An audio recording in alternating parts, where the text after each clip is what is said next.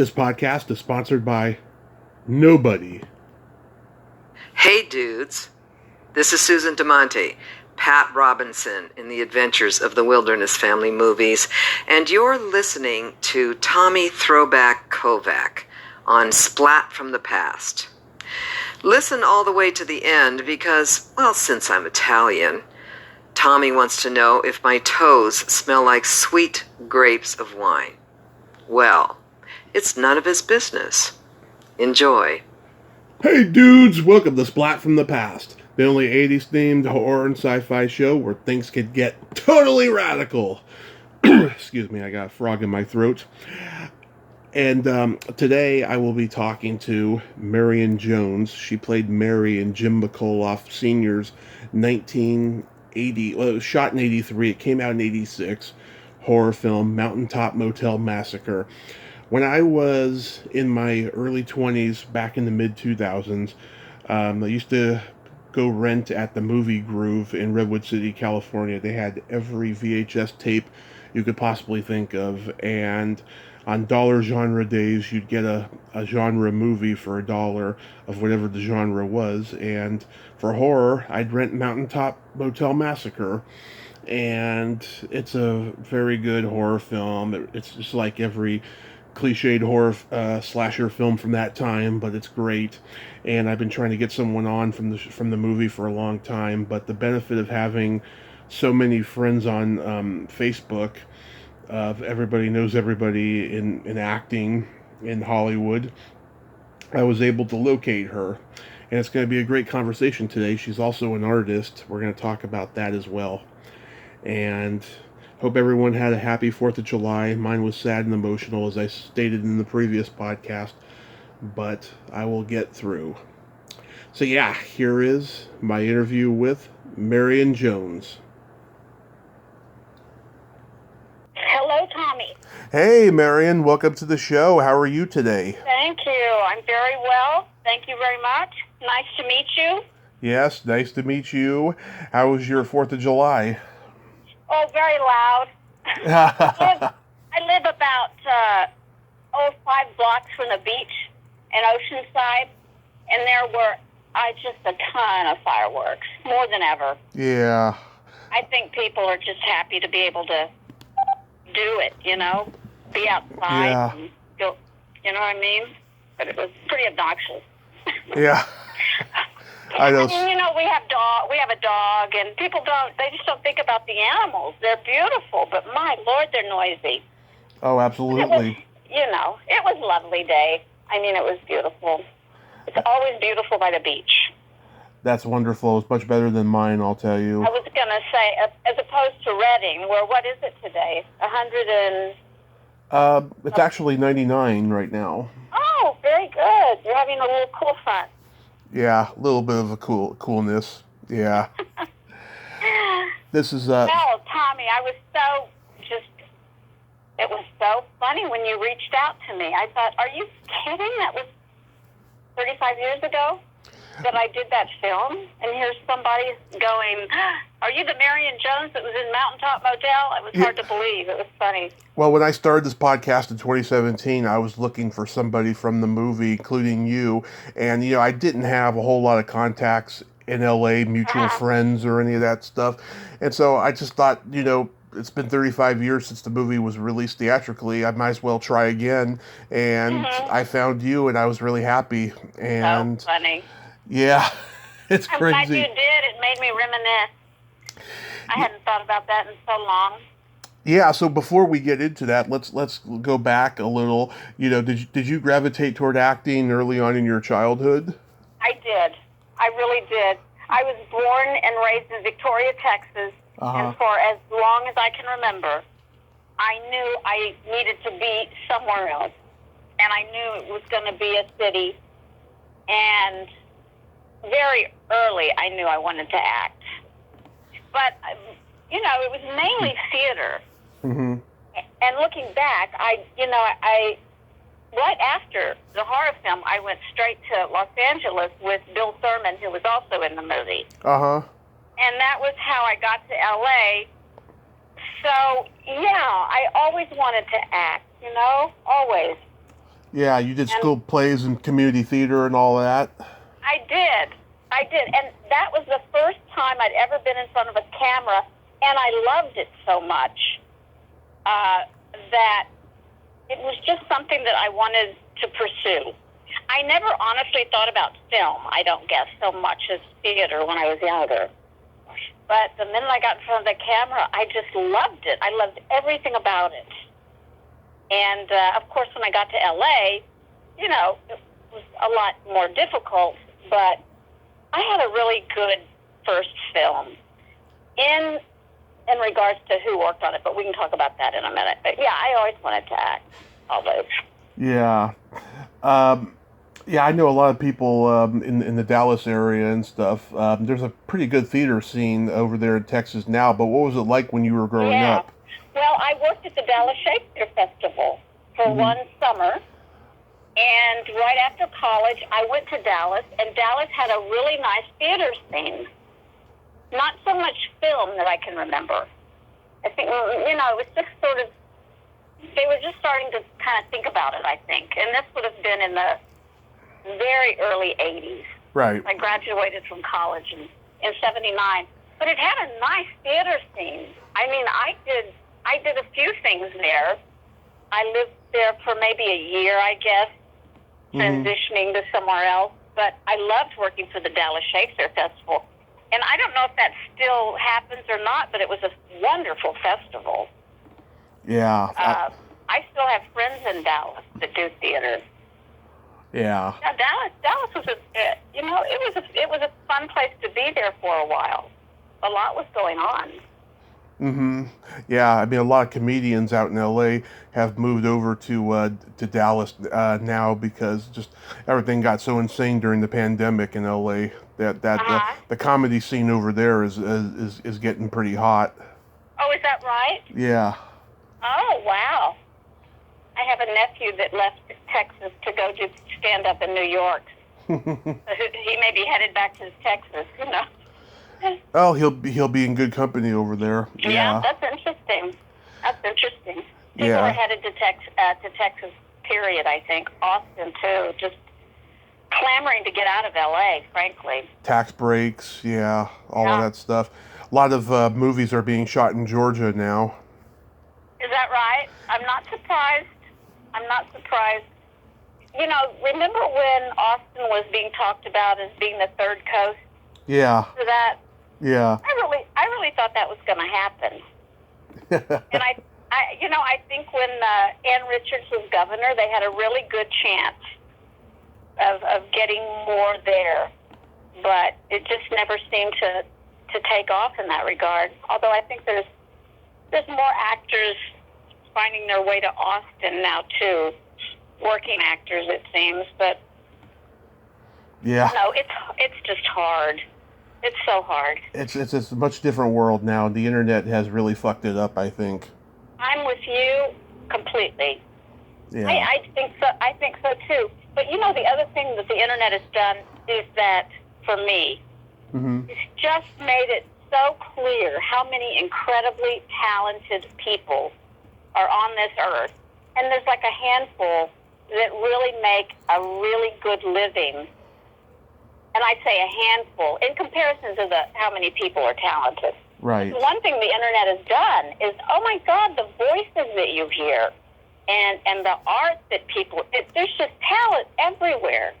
Right. You know, not all those people, you know, get to live their life doing it and make that kind of money working, but they're out there. Oh my God, they're just everywhere. There's so much talent. There sure is.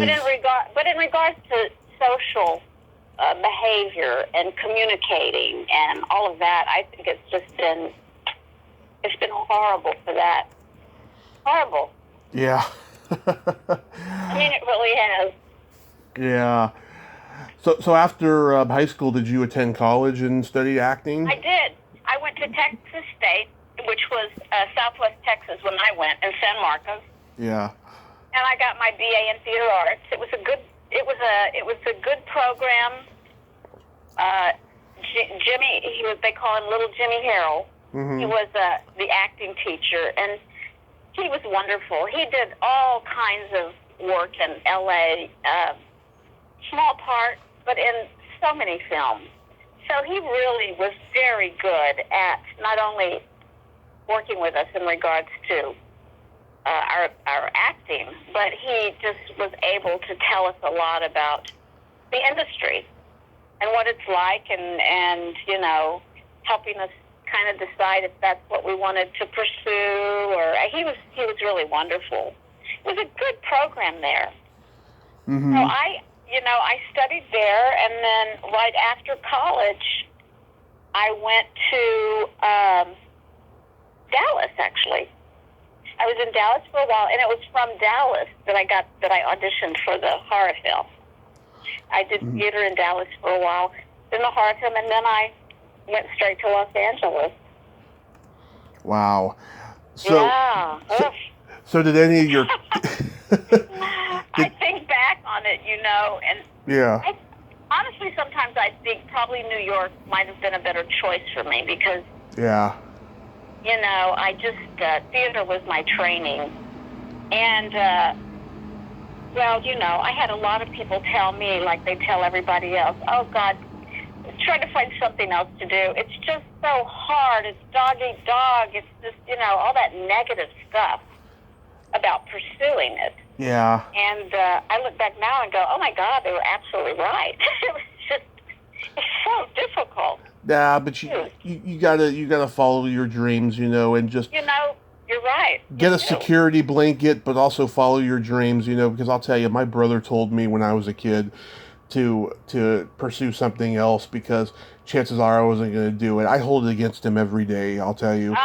But I just feel so lucky after all I've been through that I'm doing this right now. I tell you, I read your bio, and you have been through it. Holy mackerel. Yeah, I've been through it. What was your focus, Tommy? I mean, what was your initial desire that your brother poo-pooed? What was it? So I wanted to be an actor. I knew that. I wanted to do stand-up comedy. I wanted to do sketch comedy. I used to perform my own imaginary Saturday Night Live sketches in front of the family when I was a kid, where I would play all the characters. I would just run off, you know, change costume and then go and do it, and then just keep doing it, and they'd be laughing because I kept changing costume every few seconds. It was hilarious. I wanted to go to the Groundlings in L.A. After my senior year in high school, but my grandmother was sick, and so I had to take care of her for 9 months until she passed. And then I fell down a rabbit hole of depression, and I'll tell you, that depression was great because I wouldn't be doing this. I discovered a lot of movies, including Mountaintop Motel Massacre, during that period, and it's been a blessing. So interesting. Yeah. I mean, it's so neat what you do. It really is because, you know, a lot of people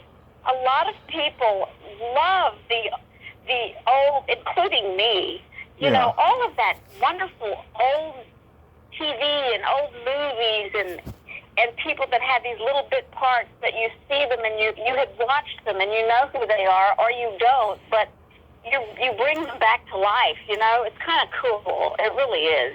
Do you have a good following, Tommy? I mean, there's a lot of people interested in this, no? A small, decent following, yes, but unfortunately, because the podcasting market is so oversaturated, I'm one in a million. But I have my own following, yes, and I couldn't be happier with it. You know, I've just been so damn blessed. Yeah, I feel the same way. I have no regrets. Yeah. Zero regrets in regards to my pursuit. Did it end up the way I had in mind? It did not. But you know what? I would rather know that I gave it my best, or at least I gave it a shot, right, than to be here right now wondering, oh my God, what if I had? Right. Or I wish I had. Or, you know, I have zero regrets. I met so many people. I had so many wonderful experiences that made up for the fact that that thing I had in my head about what I thought I wanted and where I hoped I would be, even though I didn't reach that, I had so many wonderful, rich experiences. It just balances out, to be honest with you, and zero regrets. Right. Yeah. Right. I mean, I do have regrets, but I couldn't. Yeah, I couldn't. I couldn't be happier though right now. So. Good. Well, that's all we've got, right? Right. Just right now. That's it. So, did any of your classmates in college go on to become successful in acting? There were two people that I know of that were, one was behind me and one was ahead of me. The one ahead of me her name is Julie White. She's done a lot of things on Broadway and won a Tony. She's been quite successful. The guy that was behind me, I cannot think of his name, but you would know who he is. He works constantly. He has three names. Maybe I'll think of his name. But he's been extremely successful. Not that many other than those two that I know of. I think one guy went off, and you would probably know him too. He was a director, very well-known television director. His name again I can't think of. He was behind me. But in my particular class, no. But they were so talented. I mean, these people were so talented. But not that many actually left to go to Los Angeles. A lot of them stayed in Texas. Okay, yeah, that happens sometimes, especially in acting or stand-up comedy. A lot of people like to stay local. Yeah. I think stand-up comedy would be absolutely, I could never, ever do that. Oh, it's difficult. You're so vulnerable up there. I don't know how anyone does that. It's really does. It's very difficult, I do have to say, yes. Yeah. Well, just getting your material together. I mean, yikes. You have to really... Have you watched Hacks? I haven't watched Hacks yet, no. It's good. You'll probably have a real appreciation for it. Nice. The old stand-up comedian. It's really good. Nice. So how does Mountaintop Motel Massacre come to you officially? I was in Dallas, and I didn't get it through an agent. I don't remember how. I remember that a friend of mine, who has since passed, God rest her soul, Tracy Carnes, Tracy was an actor as well, and she and I drove to Louisiana from Dallas because we wanted to audition for the part of the two sisters. Right. Remember the two sisters? And so we didn't get the two sisters, but I got the part of Mary. And but I really don't remember how I even knew about the audition. But I went, and it was a fantastic experience.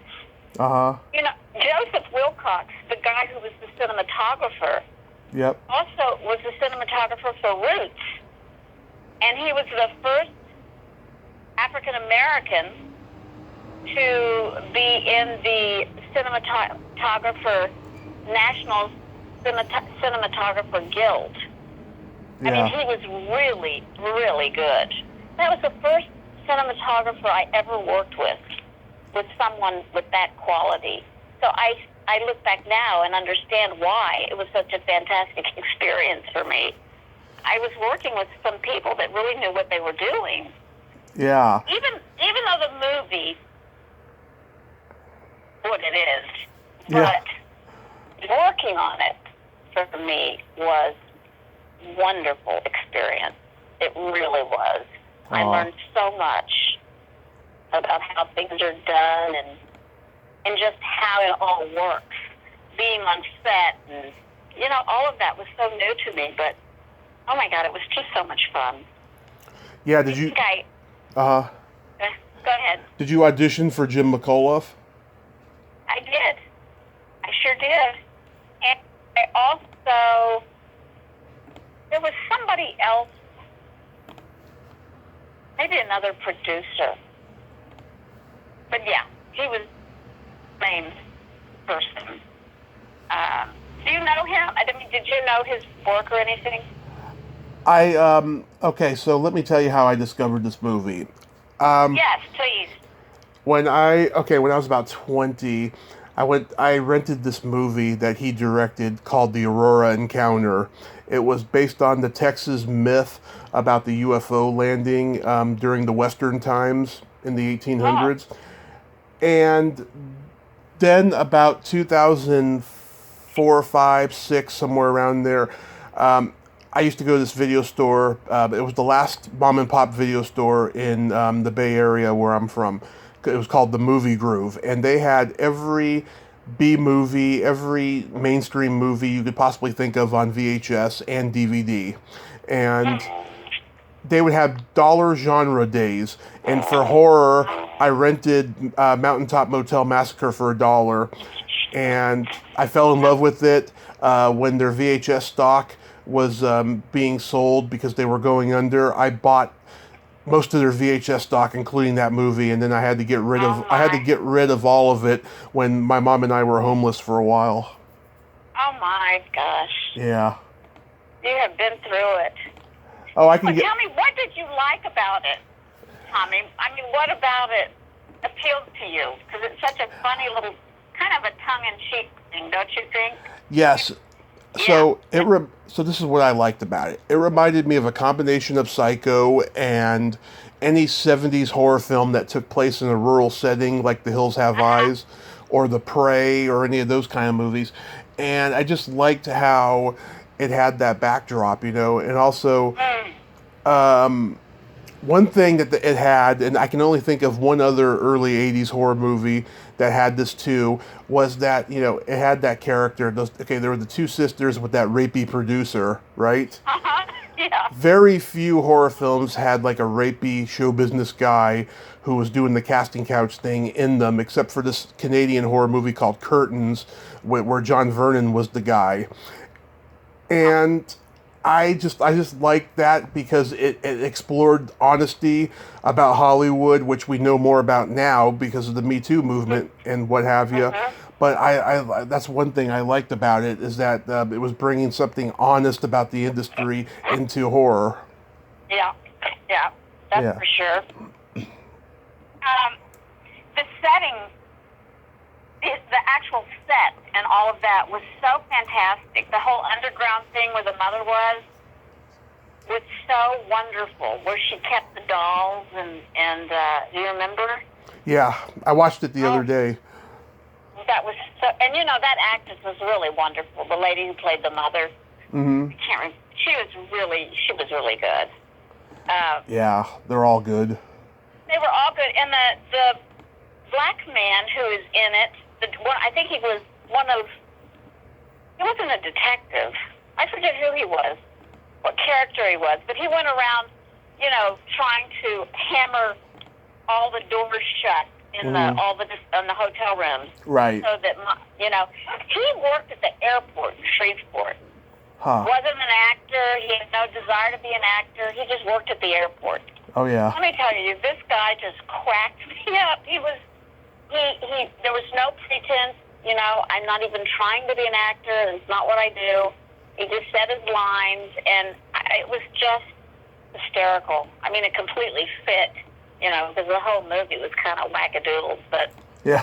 it was just technically, I just learned so much. And while we were filming that, on a day we had off, there was an old house way back in the marshes. And I'll never forget, we went to that old house just looking around, and it had completely been abandoned, but it's like somebody left really quick. Everything was still there. The furnishings, the silverware, the paintings on the wall, everything was still there. I'll never forget that. That was sort of a little strange horror kind of thing in itself. But we did that on our time off. We'd just go discover and look around that old house. It was just, the Louisiana swamps are just Yeah. so mysterious and so wonderful. It's a great place to set a horror film, Did and it's just perfect. did you and the young girls go partying on set? I do not remember. I don't remember that. I honestly don't, and maybe that's why, because we did. But I do remember hanging out with Joe, the cinematographer, and his assistant, whose name the second AD, I wish I could remember his name. Right. They were just wonderful guys, and I spent some time with them and Bill Thurman, who was a really pretty funny guy.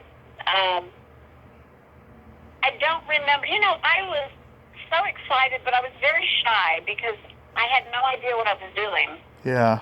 And I was just doing a lot of watching and trying to figure out how to do it and watch everybody else and how they were doing it. And I was pretty shy. I was brand new. I got my SAG card from that horror film. Yeah. Nice. That was a really nice plus. Did you did you see any Mardi Gras stuff going on? Because it was filmed like in March.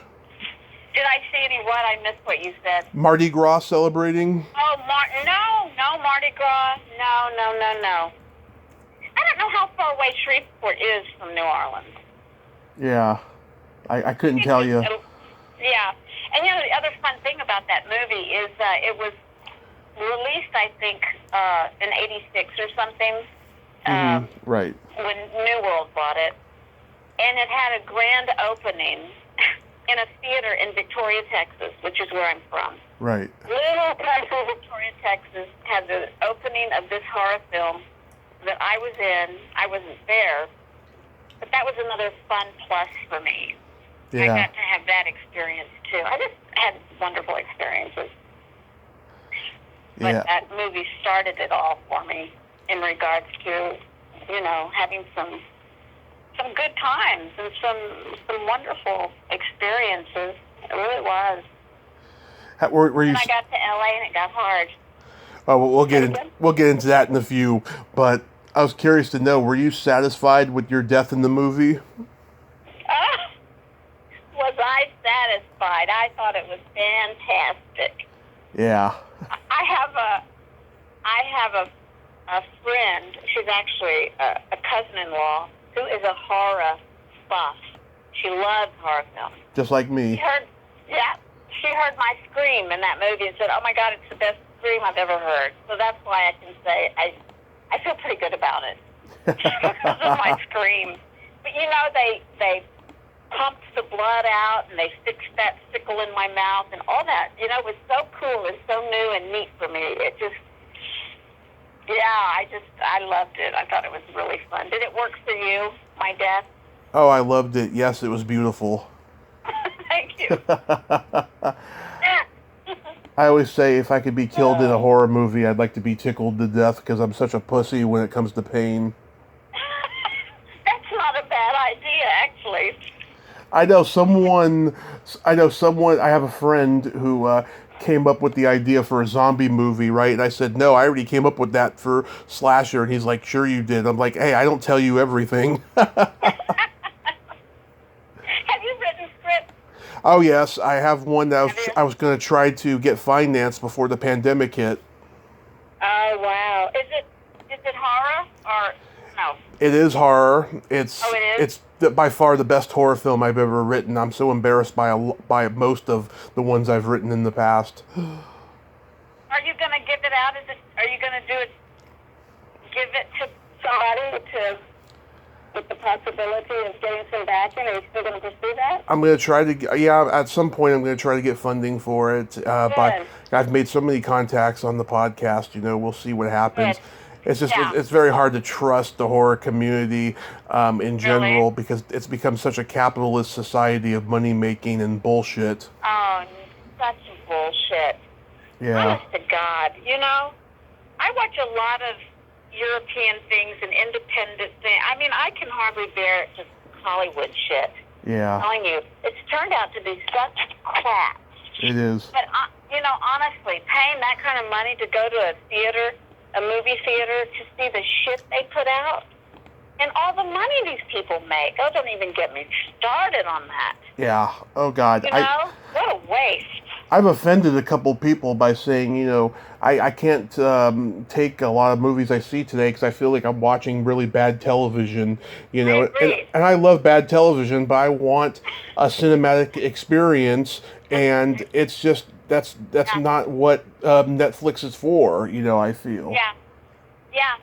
Although I must tell you, Mm-hmm. to get totally off topic, but I saw, what is it, Nova, the Stanley Tucci movie that just came out with Colin Firth. I heard of it. Yeah. Oh my God, what a movie. Stunning. But hey, did you see Quiet? Is it called Quiet? The one where they don't speak, the horror film? No, I haven't seen it. Yeah, I haven't either. I wondered if that was any good. The last. This is a new horror film that you've seen that you liked. A more current. Probably the last one that I made an effort to see was It 2. Oh, I didn't even see It 1. Did you like it? It 1 was a little bit better, but It 2 had some moments that were good, I felt. I sort of liked that one that Sandra Bullock did. What's it called? Not Birds. I just can't remember anything now that I've gotten a little bit older. My mind's just shot. Get used to it. I mean, it's just awful. I'm starting to get that way too, and I'm supposed to be the guy who knows everything about old movies and stuff. Yeah, you can't afford to lose those thoughts. Yeah. But, so the last movie I saw that I was really satisfied with was I Care a Lot. Oh, don't know that one at all. Okay, so the first 30 minutes will be very unsettling, but after it gets past 30 minutes, you'll love it. It's based on stuff that's really happening with court appointed guardians who put old ladies in homes and then sell their stuff for profit. Yeah. Is this made in the United States, or is this a foreign thing? It's a United States film. This really does happen every day. Oh my God, it does, huh? In the United States, yeah. Oh, it also happens with disabled group homes. I lived in one I lived in two when I was homeless, and I saw stuff like that all the time. Shitty stuff happening. Yeah, I worked with homeless and for a while when I was in Hollywood. Mm-hmm. Hollywood Community Housing. There's so much stuff that goes on out there that nobody knows about. Yeah. Isn't it? Just talk about horror. It's a sick world. world. How did people survive? How did you survive, Tommy, in the streets, you and your mom? How long were you homeless? Overall, 3.5 years, going on 4. And oh my God! In California? Yeah, I lived in group homes. I crashed on people's couches, lived in hotels. It was pretty bad. I'm so sorry, but I'm glad it's not your life anymore. Oh, thank God. I just fear I fear it happening again. That's my biggest fear. But I bet it is. I'm just so damn lucky, yeah. Yeah. So what Goodness. Was there a rap party for the movie? I sound like such a bore. I cannot remember. I swear to God, I can't remember a rap party. How about a screening? Okay, screening. There had to have been a screening. Well, let me think. Was there a screening? I know that I left immediately, and I'm talking within a week. Yeah. I was in the car on my way to L.A. Mm-hmm. No, but wait, the screening. Where was the screening? I don't think I saw the screening. Okay. Because, it would have been a little while after now that you brought that up, I think I might have already been on the road. Okay. I mean, I think I first saw the film when, I don't know if this could possibly be true, but I don't think I saw that film until New World Entertainment bought it and released it, because I was working at New World Entertainment. Mm-hmm. And I don't think I saw that film until it was released. I really don't. I don't know how I could have, just because I was already in L.A. and they were all in Louisiana, the filmmakers. I know Jim came to L.A. Maybe he brought that with him when he came to L.A. Maybe. I don't remember. I'm so sorry, but I just cannot remember. It was 35 years ago, right? Yeah. Did New World distribute it because the other company went under or something? Well, I think, if I'm not mistaken, wasn't Roger Corman affiliated with New World? He sold it by that point. Oh, he did. Okay. Yeah. I thought it was because of him. I'm not sure why it had a hard time getting released. I don't know, but I know that it took a couple of years. Yeah. For someone to, but I guess that's not that abnormal, really. No, it can happen a lot, and it did a lot in the 80s. Yeah. Have you found any other of the actors that were in it, other than me? Have I seen them? Have you come across them and talked to them, or? Well, no, that's what I meant. I was happy to find you because I was the first and only, huh? Yeah, they were like MIA. Yeah, who knows where they all are? Yeah. They may still be in Shreveport. Probably. Well, the guy who played my boyfriend, he pursued acting. Oh, yeah. I don't know where he's at or what he's doing, but I saw his headshot online, so I think he pursued it somehow. Yeah. Somewhere. But it was so much fun. Oh, my God. In the rain, when it was raining, I'd never been in a situation where you had to be in the rain and they, used water hoses or whatever. And oh, my God. The whole thing, it just brought back so many memories when you called. I've been thinking a whole lot about it. It was a wonderful time. For a young person like myself, to have that as their first experience, I have to tell you, and I was so naive. Yeah. Because it was so easy for me, and everything fell into place in that little horror film for me that I just figured, okay, well, I'll go to LA and this is how it is, and I'll find other work and it'll be just as wonderful and easy, and which was not true, but I had a few other really nice experiences that were all definitely worth the journey. Right. But that was a good beginning. So you went with Bill Thurman?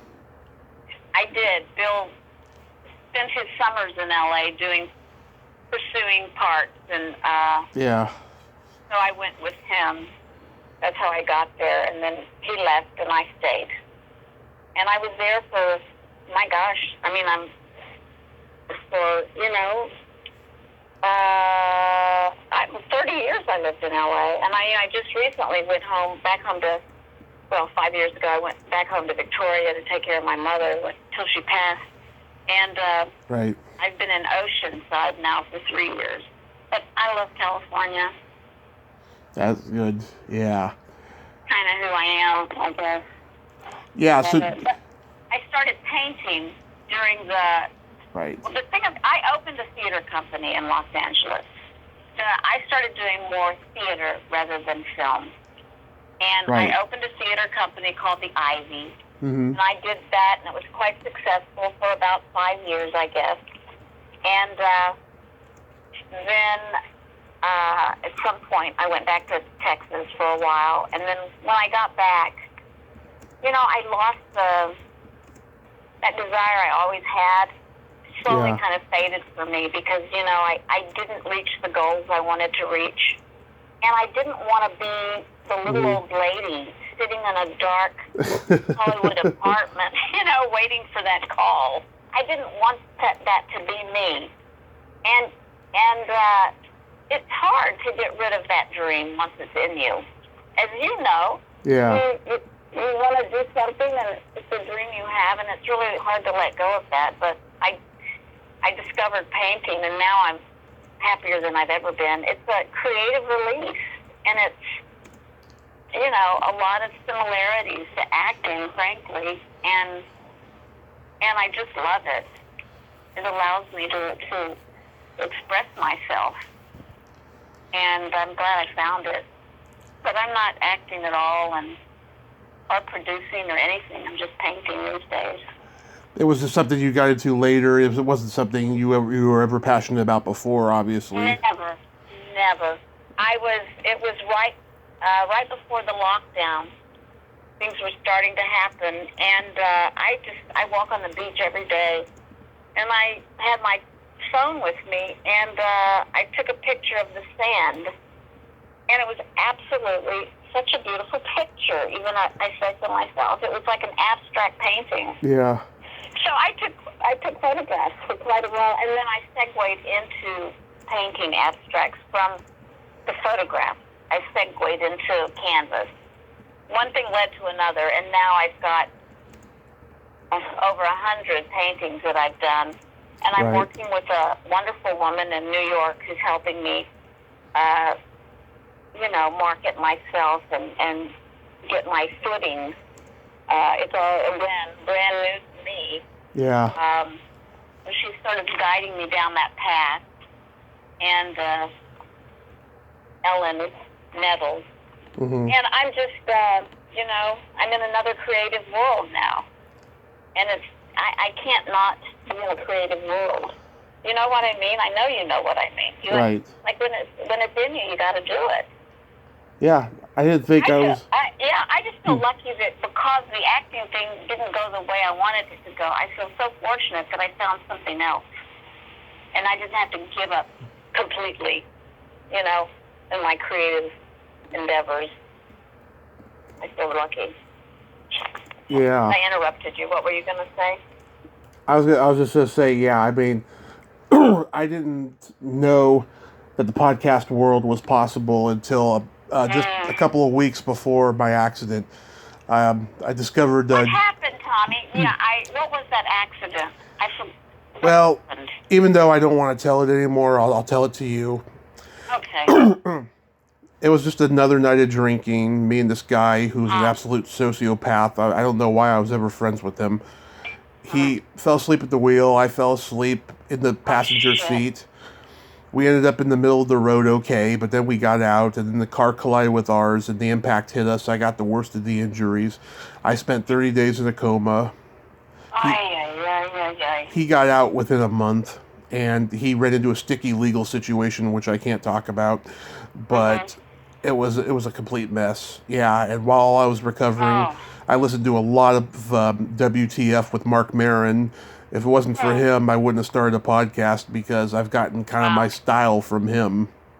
Wow. And I started becoming aware of the cult movie podcast and stuff, and I was just like, God, these guys are terrible. They're asking questions that they've asked a million times at conventions and signings and DVD documentaries. It's like, you got to go deep with these people, right? So that was my goal from the time I started mine. It took a little while, but eventually I got the hang of it.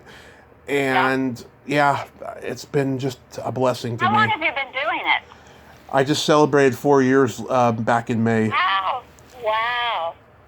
That's wonderful. Congratulations for it's going well for you. Thank you so much. Wonderful niche, isn't it? Yeah. You said there's like tons of podcasts, I'm sure. There's tons of everything nowadays. Nothing is unique anymore, No. Everybody's done it or doing it. This was unique until about 6 years ago. Yeah, well, you bring a different element to it, Yeah. You bring your own thing.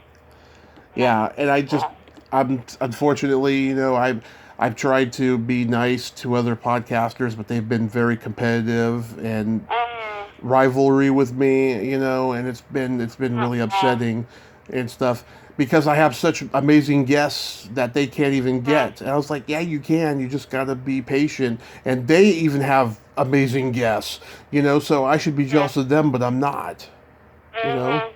Because I know I'll get them eventually, so... It's such a horrible way to live. Yeah. I don't know. It's just kind of turned into, there's just so much competition now. I know. There's just so much. But, we're all unique, so you bring your uniqueness to it, and that's all you can do, right? Right. So, and you do, so it's quite successful. I think it's good. Before we get further with the art, I forgot to mention you were in a short called The Estate Sale. I was. It was made for Disney. Oh, yeah? And it was a full-length feature. And it was filmed in San Antonio. And again, another great experience. I had a co-starring part in it, and it played on television. Yeah, the guy who made it, James F. Robinson, he did a short film called The Music Box, and I used to see it on Showtime when I was a kid. It used to be on all the time. Oh, I loved him. I think he's out here. Yeah, I don't know. His wife did the set design. Property or something. Yes, Jim Robinson. Oh, he was fantastic. That was another great experience. The estate sale. It was wonderful. It was all filmed in Alamo Heights, San Antonio. Wonderful, big old huge house. It was great. Well, that made me think of something else. Yeah, the estate. Oh, look, there's one movie. I can't find it anywhere. Maybe we'll have better luck. It's called Bright New Wings, and it was also a Jim McCullough production. And it was filmed in San Marcos, and it was a feature. And it came out at Easter. A few times on television it came out at Easter. Right. I can't find that movie anywhere. Nowhere. But that was shot not that long, actually, after the horror film, I don't think. Yeah. It was also Jim McCullough. But yeah, I did the estate sale. And the last thing I did was infamous with Sandra Bullock. I call it a double blink part. I mean, I actually spoke, and you could spend a little time on it. But it was the last thing I did, and I got that while I was living in Austin. Most of my stuff that was really good roles I got while I was living in Texas, to tell you the truth. Yeah, I could tell you where Jim McCullough Jr. is and stuff. He's MIA. Is he? Yeah. I wonder if he's even living. So I interviewed this one actress who had the same last name, and she worked with him. I thought they were related, but they're not, and she doesn't even know where he is. Huh. Yeah. Yeah, I know his dad died quite a few years ago. Jim McCullough, the senior. Right. Senior's the one that was doing it all the time. The junior was there, but I guess he was just getting started or something. Yeah. It was Senior who did it all. I don't even know if that production company still exists, does it? Most production companies fizzle out like a bad fart. Yeah, absolutely right. And some smell a lot worse than others. I mean, that is just the truth. I'm not going to talk negative about people, but I had some experiences with some of those folks that I'll save for another day. Yeah. But, so anyway. So with your art though, do you have a gallery? I don't. I have collectors all over the country. I just started about a year ago now. That was my first ever putting paint to canvas, and it just flowed. And I've been, again, very, very lucky. I've sold quite a few paintings, and Ellen, this lady in New York, is helping me to market my things so that I can really get my stuff out there. I mean, this is my goal now. I want people to see my work, know my work exists, and purchase my work. I've gotten wonderful feedback, and I'm really doing it just because I enjoy it. But I'll be honest, I would love to be able to get it in private homes and in offices and galleries, and I'm serious about it. It's really a new thing for me that I think I feel more passion for this than I ever did for my acting. Yeah. The acting just took so much. You had to have so much confidence in yourself. Yeah. And I was just too self-conscious, to be real honest with you, for the majority of my career pursuit. And it's hard to feel that way and continue the pursuit. It's just so emotionally draining. And with the painting, it's just me and the canvas and the paint, and I love it. Just love it. So I'm going to keep doing that, and I've got a website that I've developed that has all my stuff on it, and it's marianjones.zenfolio.com. Mm-hmm. And I'd love people to check it out. And so that's my life these days. Living by the ocean and painting. I have no complaints.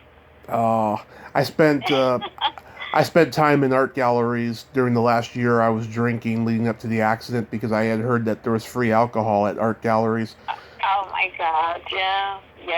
Isn't alcohol an absolute horror? Speaking of a horror, I mean, I spent some years myself drinking much more than I should have. And I am so grateful that I don't do that anymore. Yeah. I really am. It's when you have a problem with it, it is a nasty problem. It is. So that's another blessing for me is, I don't know, I just stopped doing it. Thank God. That's good. Everything is so richer. Yeah, it's so much more rich without it. Don't you think? I think so. Yes. I mean, my whole family's still struggling with it to this day. Are they? Yeah. Yeah. But so it was in your family. It's a family thing. Yeah, I was. Yeah. I was supposed to be the one who never drank, and I did later in life. Yeah. Well, that was a lot for you to carry. It was. It made things worse. It was up to you to break that chain, and that's a lot of pressure to put on someone and to put on yourself. Yeah. But. So, how do you know the two Susans? Oh, Susan DeMonte, right? Yeah. Last name DeMonte. I cast her when I had my theater company. I cast her in one of the plays.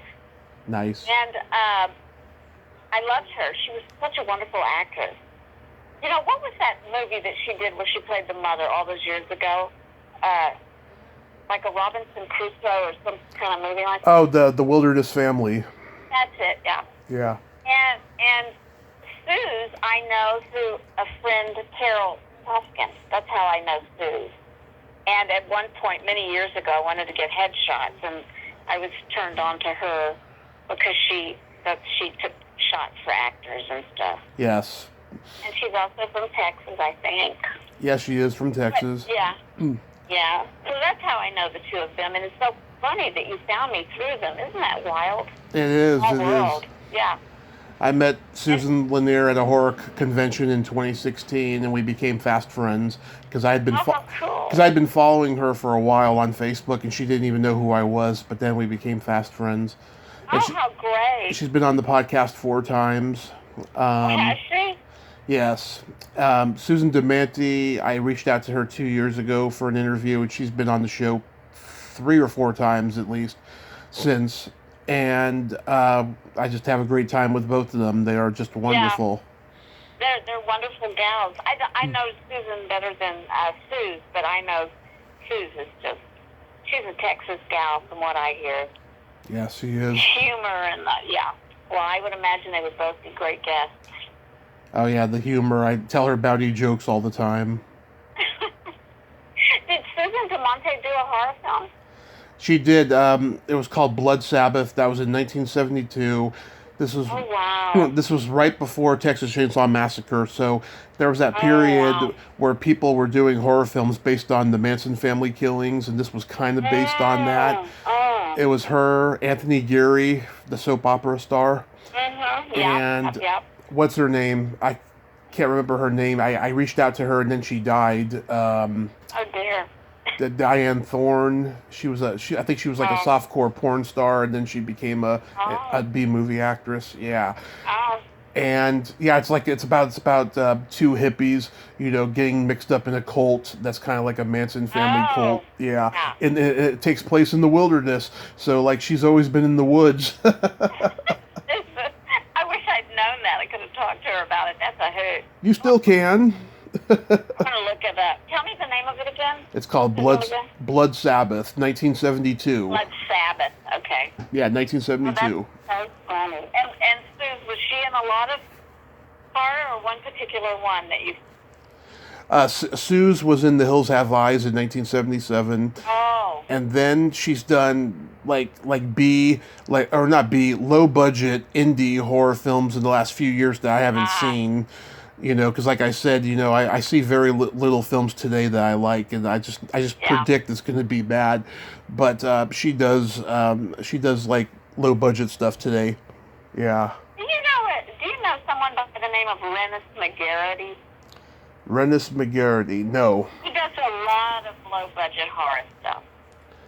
He went to college with me, and I wondered if you had run across him. Horror is his thing. I think he's back in Texas now. His name is Rennis McGarity? Yeah. You might want to look him up. That name, I'm trying to see. He's a writer. I don't know what he's done, but I know that he's written a lot, and he's shot quite a few. It came up, did you mean Tennis McGarity? That's what it said, yeah. Rennis. Renice. Oh, okay. Oh, I gotcha. Yeah, you might want to check him out. Rennis McGarity. It just came up on a Facebook search, that's all. Yeah. I'll look him up later. Yeah. I know that's his thing. Or at least it was. I assume it still is. I mean, once horror is your thing, how do you just drop it? You know what I mean? Yeah. I can't think of any... I've never been a big watcher of horror, although when I do, I do like it. What was the Sandra Bullock thing where there were birds or they couldn't speak, they were walking through the... You don't know what I'm talking about, her latest... No, I haven't followed Sandra Bullock movies in a long time. Yeah, I don't think she's made any in a long time either. Oh, wow. You're talking about Premonition, right? Or Bird Box? Bird Box, that's it. Okay, I just looked it up. Did you see that? No. I liked it. I honestly liked it. I thought it was pretty damn good. Well, when you've seen Alfred Hitchcock's The Birds, you don't really need to go near a bird movie. God, you can't. That's just, there's only one Alfred Hitchcock. Stuart Whitman did a low-budget horror movie in the 80s called Vulture, and that was pretty awful. Are you an Alfred Hitchcock fan? Oh, huge. I'm trying to get one of his daughters on here, but they don't respond to me. Oh, God.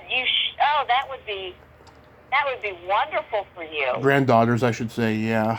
Granddaughters, yeah. I've interviewed the children of dead, celebrities, right? Mm-hmm. It's a weird thing. They can be really, really weird. Like, they can be just, ungrateful, and they're just out there to make a profit off their name and stuff, and they hate them and stuff. It's really weird and really sad. Oh, it leaves a bad taste in your mouth, I'm sure. It does. Yeah. Tippi Hedren, of course. She's still alive, isn't she? Yeah, and she's very rude from what I've been told. Is that right? Oh, for God's sake. I have a friend who was insulted by her because my friend is a little on the heavy side. Uh-huh. Yeah, she was insulted by her at the Hollywood show. Oh, for God's sake. What's wrong with these people? She should feel grateful that she had the career she had. It's entitlement, Total entitlement, yeah. Total entitlement. But I love the Alfred Hitchcock things. Oh, I just love them. Yeah. I love,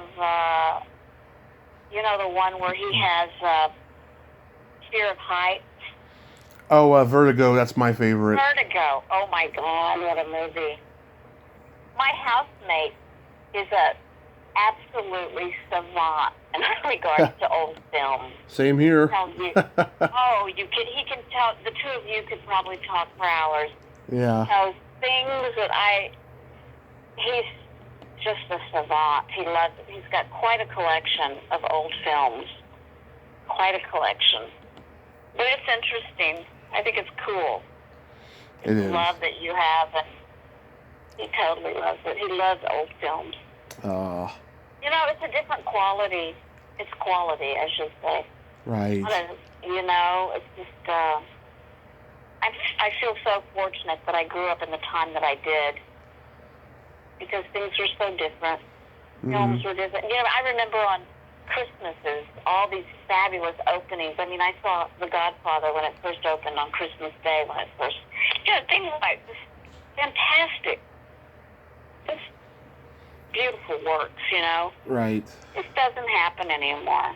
I hate to be a downer, but geez, I mean, really. It's all about capitalism and money now. It's all about money. Yep. It's sad.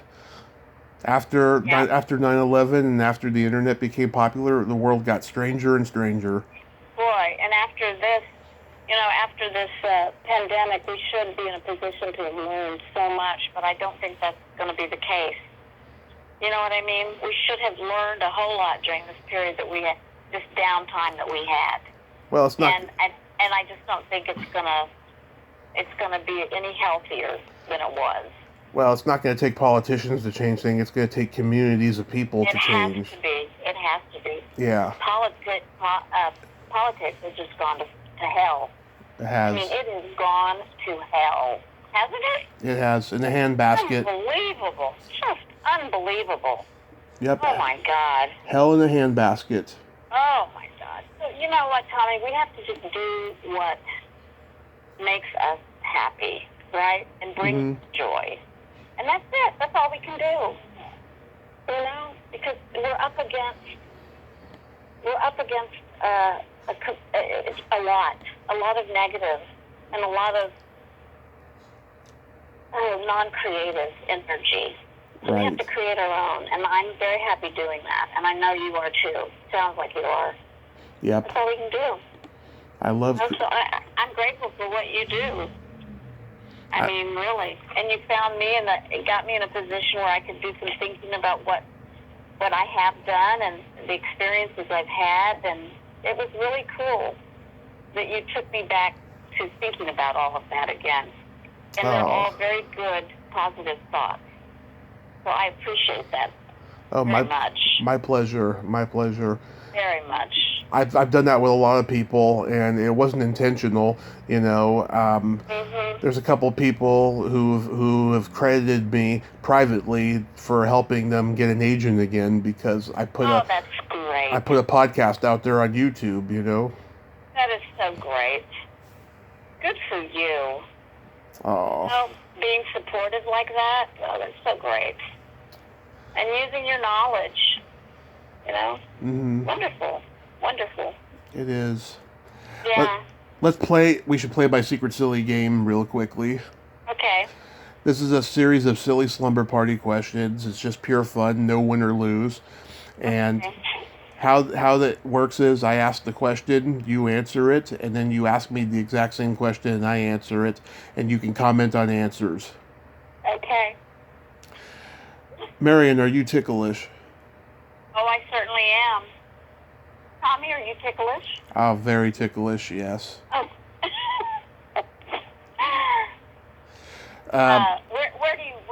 Where is your most sensitive area to be tickled in? The soles of my feet and my shoulder blade. Shoulder blade, okay. All right. When's the last time you were tickled? I'd say I tickled myself the other day. Oh, you did. Oh, I do. That might be something you want to keep to yourself, Tommy. I don't know. Oh, you're not the first person to hear that.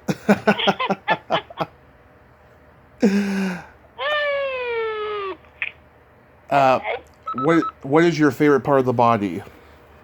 On another person or on myself? Either way.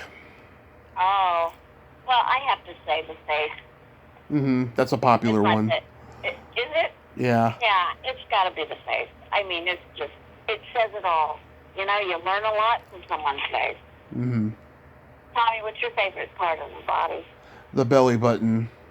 No, why the belly button? I had a girlfriend when I was 6. She came from Texas, as a matter of fact. Uh-oh, there's your first problem right there. Yeah. She had this adorable little outie belly button that she used to let me play with in class, you know, or if we were in private. And just like, she was the girl that got away because when we were in middle school, she just became a different person, started getting fucked up on drugs. She still is, from what I understand. And so it's always been a very personal thing to me. Oh, I'm so sorry. Yeah. That was your outie. That's your outie experience. Yes. I've never seen an outie belly button. Really? Never. Nope. Well, I'm going to send you one. Not in person. You're Yeah. going to send me one? Yes. Okay. All right. Uh, FedEx or UPS, or how's it coming? email. Okay. What color are your toenails painted? Oh, there's sort of a mauve. A mauve. I just painted them yesterday. Nice. There's a little tint of pinkish, but not really pink.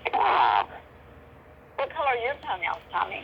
Right now, they have no color, but last time they were purple with sparkles. Oh, I love men with painted toes. Yes. I think they're so cool. I've been doing them since I was 13. Have you really? So you were ahead of the game. Yeah. Do you paint your fingernails as well, or just your toenails?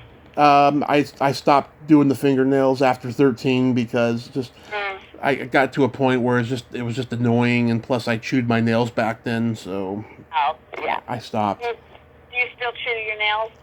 Not as often as I used to. Yeah. Good. What would you say is your best personality trait? Oh, I love to listen. I think listening to people. Mm-hmm. Would that be a personality trait, listening? Yeah, listening is a good one. I love to listen to people and observe people. People tell me I'm good at that. Are you? I feel like I am too. So should I ask you, or is that, what is your Personality trait. Your best personality trait. What is your favorite personality trait of yourself? Best. Best. My balance between having empathy and having no filter at the same time. Empathy, boy, that's a big one, isn't it? Yes. Oh my God, I have crashed to the ground with empathy. I've taken in so much of somebody's stuff that it just knocked me to the ground. Yeah. Seriously, that's a hard one. Carrie, to be empathetic like that can be quite difficult. Yes. Taking on people's stuff, oh God. And now we get to my favorite question: is there a stinky smell that just makes you gag? Ooh, there is. What is it? Ooh, there certainly is. Oh, that's a great question. Because I have quite a smeller. Ooh, what a great question. I just can't think of an answer. Well, for me, it's farts and feet. Farts and feet. Yeah, feet is one, for sure. But I mean, smells are like really intense for me. I don't like the smell of that pop that smells like skunk. Yeah. I cannot bear that smell. And here's the beach, you smell it, it's just in the air. It's like plants smell like skunk pot. There's so much of it around here. Mm-hmm. I don't like that smell. And farts, I don't like. Yeah. I don't like other people's fart smell. Sometimes I can handle my own. Yeah. They're not quite so bad. But other people's fart smells I can do without. That's a little too personal. There's nothing too personal on this podcast ever. Okay. I get that. Every May I do a month-long block of podcasts about sex, and I talk about my personal sex life and all that. Yeah. Oh, wonderful. I'll have to tune into that one. Oh, I'll send you a couple of those that you'll just find. You? Oh, I'd love it. You'll find them very titillating and stimulating. Okay, send them on with the Audi. Yeah. Okay, I'm expecting a few things from you then. Yes. All right. Real quickly, let me tell you a couple jokes. My phone's about to die. Okay. You know the difference between a golf ball and a G-spot? No. A man will rather spend 20 minutes looking for a golf ball. But we know that's true. Okay. Yes. Why do men like to marry virgins? I don't know why do men like to marry virgins. Because they can't stand criticism. Oh my God. That's a double badooch. Yeah. Marian, thank you so much for coming on today. Thank you, Tommy. Thank you, and bless you, and keep up the good work. Yes, Thank you absolutely. for getting in touch with me. Absolutely. I will send you those things. And Okay. in the meantime, have a great day and stay safe. You too. Thank you. You too. Okay. Bye-bye. Bye-bye. Well, there you have it. Marian Jones. Ain't she a sweetheart? What a great lady, huh? I'm glad we got to have some fun there and have a great conversation about Mountaintop Motel Massacre. Check it out on YouTube if you haven't seen it. It's pretty good. Well, until next time, this is Tommy Throwback Kovac saying there's no shame in living in the past because the present sucks. Later, dudes.